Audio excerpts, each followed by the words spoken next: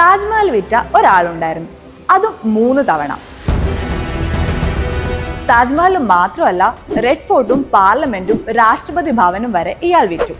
India കണ്ട ഏറ്റവും വലിയ കൺവിൻസിംഗ് സ്റ്റാർ. ബീഹാറിലെ ഒരു സാധാരണ കുടുംബത്തിൽ ജനിച്ച് കൺവെൻഷണൽ വിജയപാതകളെ എല്ലാം മറികടന്ന് വൈറ്റ് കോളർ കുറ്റകൃത്യങ്ങളുടെ ലോകം അടക്കി വാണ നട്വർലാൽ. മറ്റുള്ളവരുടെ സിഗ്നേച്ചർ അപ്പാടെ കോപ്പി ചെയ്യാനുള്ള വിചിത്രമായ കഴിവ് നട്വർലാലിനുണ്ടായിരുന്നു. അത് ആയുധമാക്കി ഇയാൾ നടത്തിയ തട്ടിപ്പുകൾ അമ്പരപ്പിക്കുന്നതാണ്. സർക്കാർ ഉദ്യോഗസ്ഥൻ എന്ന വ്യാജേന സമ്പന്നരായ വ്യാപാരികളെയും നിക്ഷേപകരെയും സമീപിച്ച് പണം തട്ടുകയായിരുന്നു നട്വർലാലിന്റെ രീതി. രേഖകളെല്ലാം നിയമാനുസൃതമാണെന്ന് തോന്നിപ്പിക്കും, പക്ഷേ എല്ലാം വ്യാജം. ഏറ്റവും പ്രസിദ്ധമായത് താജ്മഹൽ വിൽപ്പന കേസ് തന്നെയാണ്. സർക്കാർ രഹസ്യലേലം നടക്കുകയാണെന്ന് വിശ്വസിപ്പിച്ച് സമ്പന്നരിൽ നിന്ന് മുൻകൂർ തുക കൈപ്പറ്റി. ഇതേ രീതിയിൽ ചെങ്കോട്ടയും പാർലമെന്റും വരെ വിറ്റു. വ്യാജ സർക്കാർ കരാറുകൾ ഉണ്ടാക്കി കോൺട്രാക്ടർമാരെ പറ്റിച്ചതായിരുന്നു മറ്റൊരു പ്രധാന തട്ടിപ്പ്.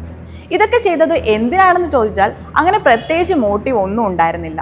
തട്ടിയെടുത്ത പണം നാട്ടിലെ പാവങ്ങളുടെ ക്ഷേമത്തിന് ഉപയോഗിച്ചു എന്നൊക്കെയാണ് കഥകൾ.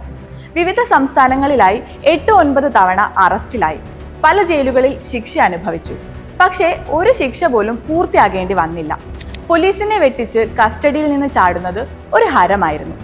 1996 ഡൽഹിയിൽ നിന്ന് കോടതിയിലേക്ക് കൊണ്ടുപോകുന്നതിനിടെയാണ് അവസാനമായി പോലീസിന്റെ കയ്യിൽ നിന്ന് രക്ഷപ്പെട്ടത്.